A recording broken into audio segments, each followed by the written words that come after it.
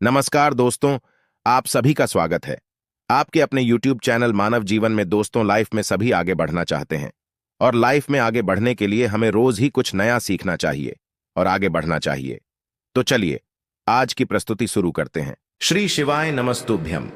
हर हर महादेव। दोस्तों, आप सभी लोग जानते हैं कि 3 जनवरी 2025 यानी शुक्रवार को पड़ रही है पौष महीने की चतुर्थी तिथि। और दोस्तों, ये वो तिथि है जो पौष महीने में पड़ने वाली सबसे बड़ी तिथि है, क्योंकि यह शुक्रवार के दिन पड़ रही है जो बहुत ही खास है। और दोस्तों, आप सभी लोग जानते हो शुक्रवार का अगर सबसे बड़ा कोई उपाय है तो वो एक चुटकी काले तिल वाला उपाय है। तो दोस्तों, इस शुक्रवार चतुर्थी के दिन आप लोगों को इस वाले उपाय को जरूर करना है। बहुत सारे लोग होंगे जिन लोगों ने इस उपाय को ना किया हो, मतलब पूरा साल निकल गया, उन्होंने किसी भी दिन इस एक चुटकी काले तिल वाले उपाय को ना किया हो। पर दोस्तों, आपके पास एक आखिरी मौका बचा हुआ है जो कि 3 जनवरी के दिन है। तो इस दिन आप लोगों को इस वाले उपाय को जरूर कर लेना है। भले ही आपने पूरे साल भर इस उपाय को ना किया हो, पर अगर आपने इस पौष महीने के विनायक चतुर्थी तिथि के दिन अगर इस वाले उपाय को कर लिया तो आपको इस उपाय को करने का वो फल मिलेगा जिसकी आपने कभी कल्पना भी नहीं करी होगी। इसीलिए आप लोग इस वाले उपाय को एक बार जरूर कर लेना ताकि आप लोगों के हाथ से यह मौका ना जा सके और आपको इस उपाय को करने का फल मिल सके। दोस्तों, यह उपाय पंडित जी ने अपनी अभी की ही शिव महापुराण की कथा में बताया है। जिस उपाय को आज हम आपको बहुत अच्छे से समझाने वाले हैं, इस वीडियो को देखने के बाद इस उपाय को समझने के लिए आपको कोई और वीडियो को देखने की जरूरत नहीं पड़ेगी।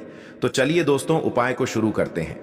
देखिए, ये इस पौष महीने के शुक्रवार के दिन यह इतना खास होता है, इतना महत्वपूर्ण होता है। देखा गया है कभी कभी बड़े बड़े पूजा पाठ अनुष्ठान से जो मनोकामना पूर्ण नहीं होते, वो पौष महीने के शुक्रवार के दिन एक छोटे से उपाय करने से ही आपकी मनोकामना पूर्ण हो जाती है। और बहुत सारे लोगों ने इस उपाय को किया भी है और उनको इस उपाय को करने का फल भी जरूर मिला है। अगर आप लोग भी इस उपाय को करना चाहते हैं तो आप इस उपाय को पहले अच्छे से समझ लेना, सुन लेना, उसके बाद करना।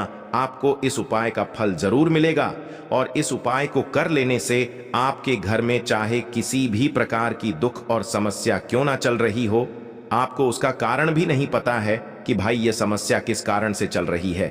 उसका कुछ भी कारण हो सकता है, जैसे पितृ दोष हो सकता है या किसी भी तरह का मंगल दोष भी हो सकता है। तो इस दिन आप लोगों को यह वाला उपाय कर लेना है। ये एक ऐसा उपाय है जिस उपाय को अगर किसी विशेष दिन पर किया जाए तो भाई उस विशेष दिन का जो है वह तो हमें मिलता ही मिलता है। पर हमने उस दिन पर इस एक छुटकी काले तिल वाले उपाय को किया है तो हमें उससे भी बड़ा फल मिलता है और फल बहुत जल्दी मिलता है, क्योंकि आप इस उपाय को बहुत ही बड़े और विशेष दिन पर कर रहे हो।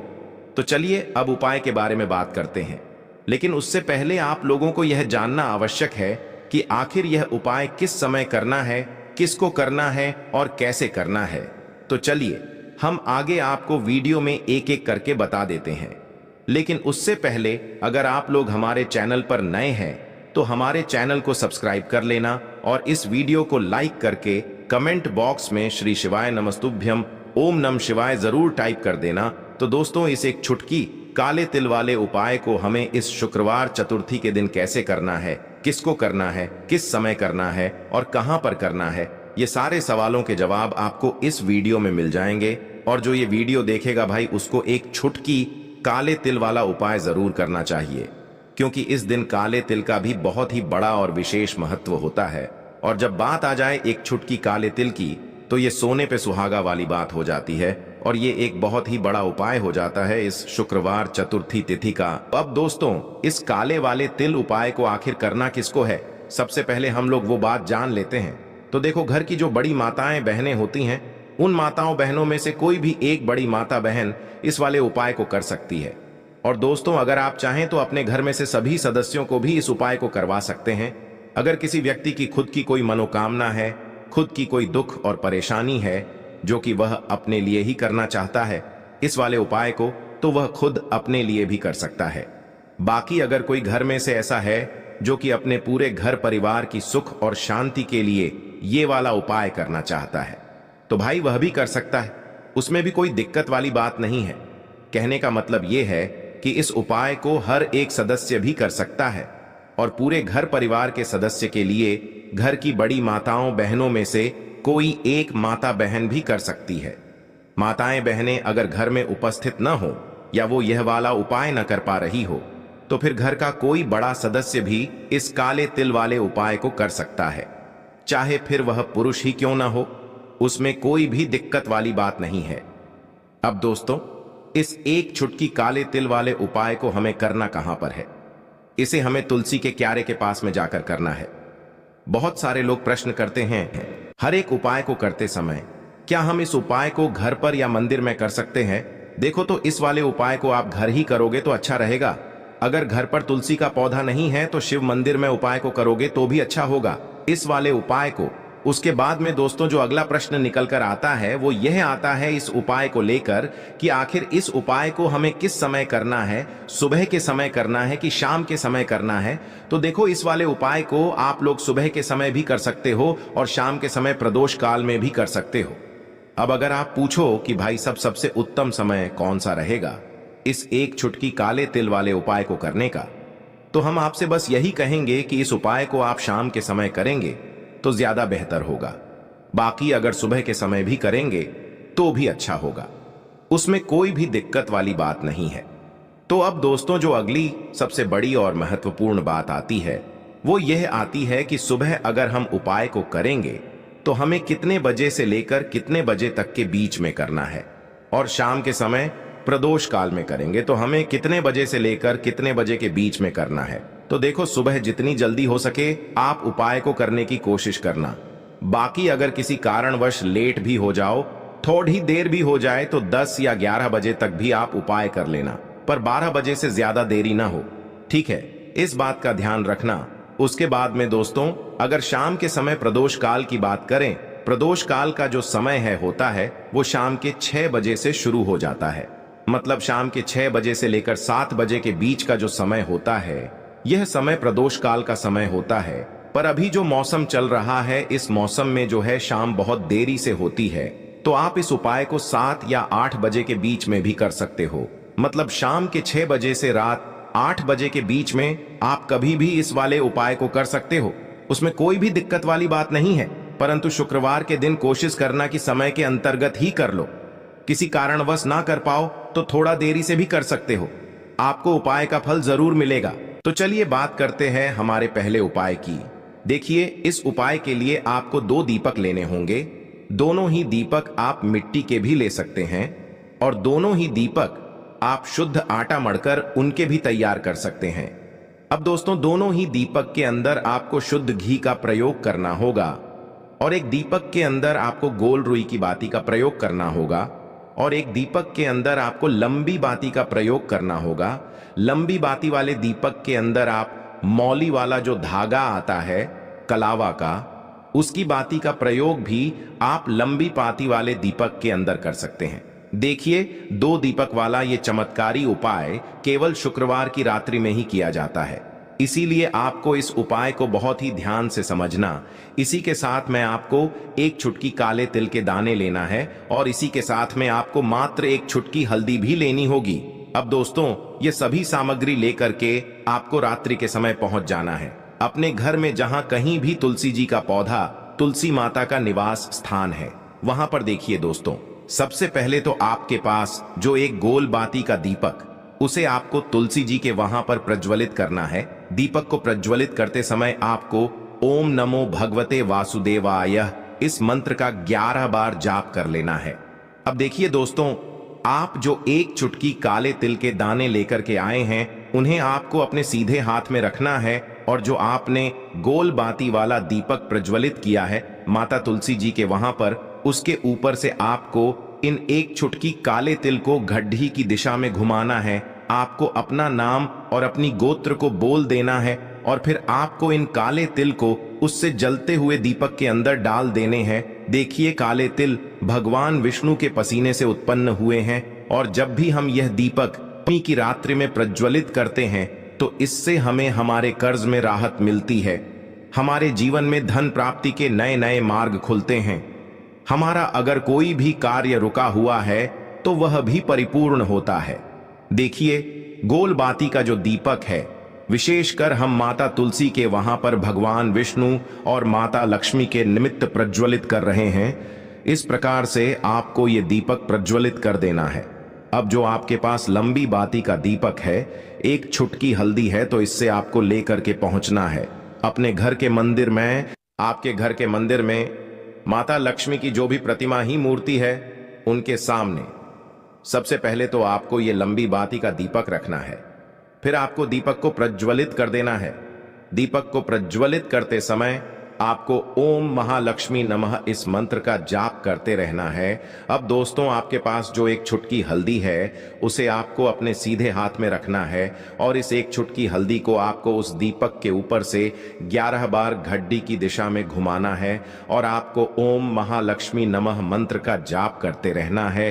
और इस एक छुटकी हल्दी को आपको उसे दीपक के अंदर डाल देना है।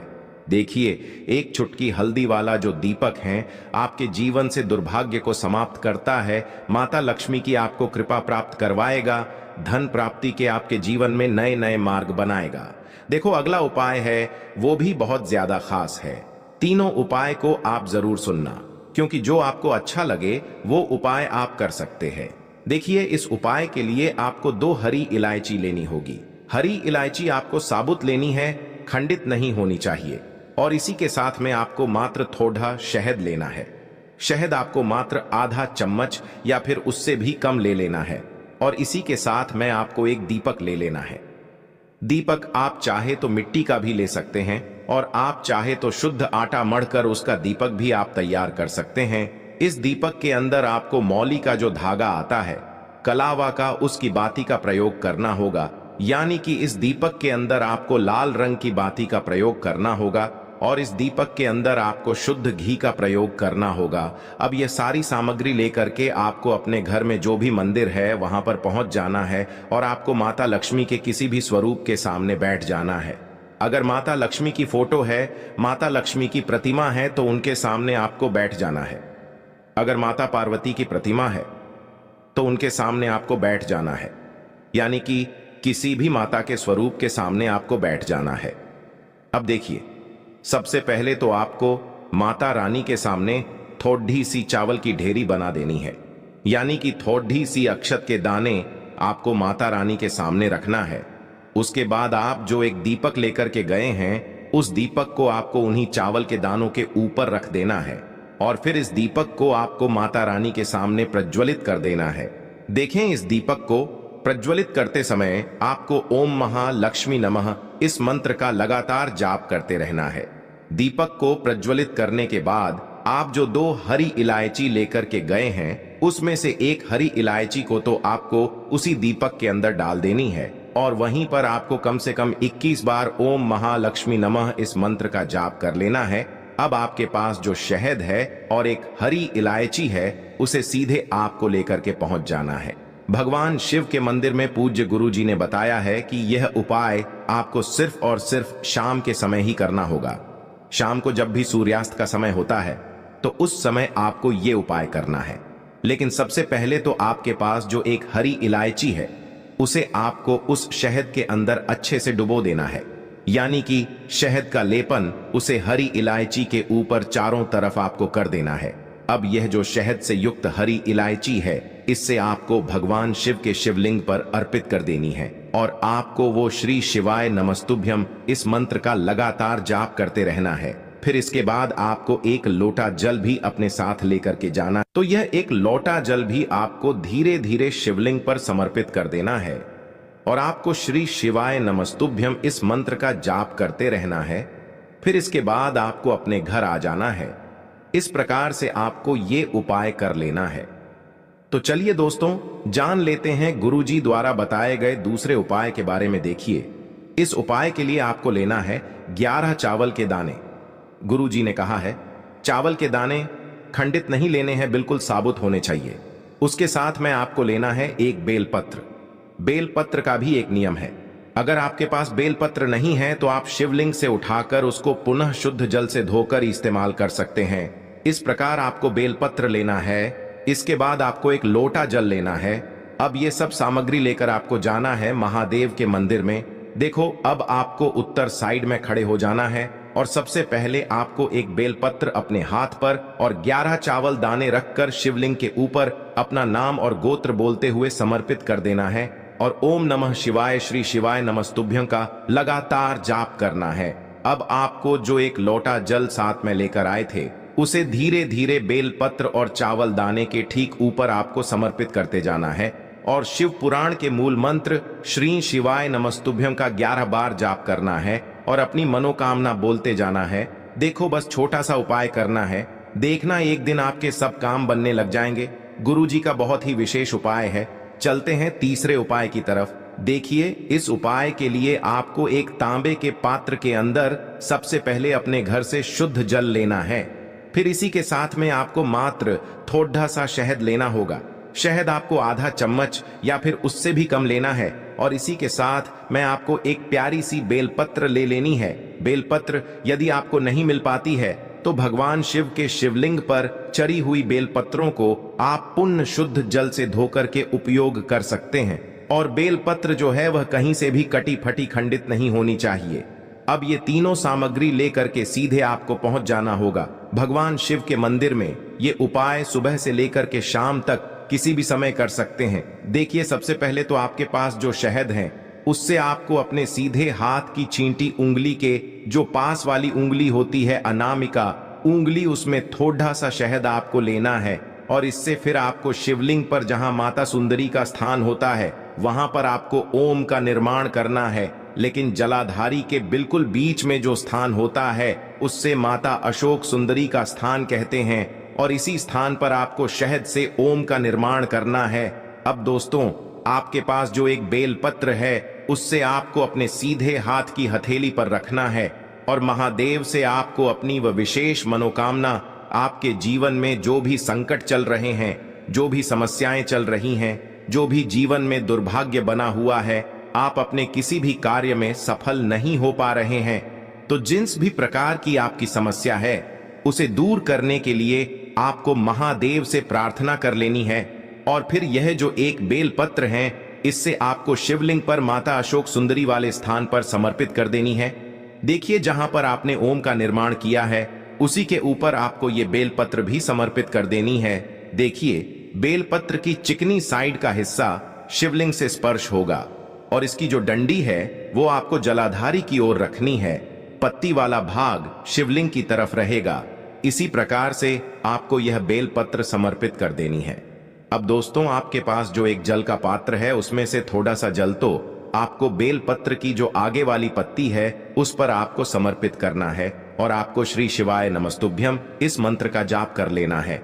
फिर उस पात्र के अंदर जो जल बचेगा उसे पूरा आपको भगवान शिव के शिवलिंग पर धीरे धीरे समर्पित करते जाना है और लगातार आपको शिव महापुराण के मूल मंत्र श्री शिवाय नमस्तुभ्यं इस मंत्र का जाप करते रहना है। गुरुजी ने कहा है कि जल आपको इतने धीरे धीरे समर्पित करना है कि जल समर्पित करते हुए आप कम से कम 11 बार श्री शिवाय नमस्तुभ्यं या फिर ओम नमः शिवाय इस मंत्र का जाप कर सके। फिर इसके बाद वापस आपको अपने घर आ जाना है। इस प्रकार से आपको ये उपाय कर लेना है। आप देखेंगे कि आपकी सभी मनोकामनाएं अवश्य ही पूरी होंगी। ये उपाय आपको अवश्य करने हैं। इस वीडियो में हमने आपको 3 से 4 महा उपाय आपको बताए हैं जो आपको शुक्रवार के दिन करने हैं। आज के लिए बस इतना ही इस वीडियो में दी गई जानकारी। अगर आपको अच्छी लगी हो तो प्लीज हमारे चैनल मानव जीवन को सब्सक्राइब करें, लाइक करें और हमारे वीडियो में अंत तक बने रहने के लिए धन्यवाद।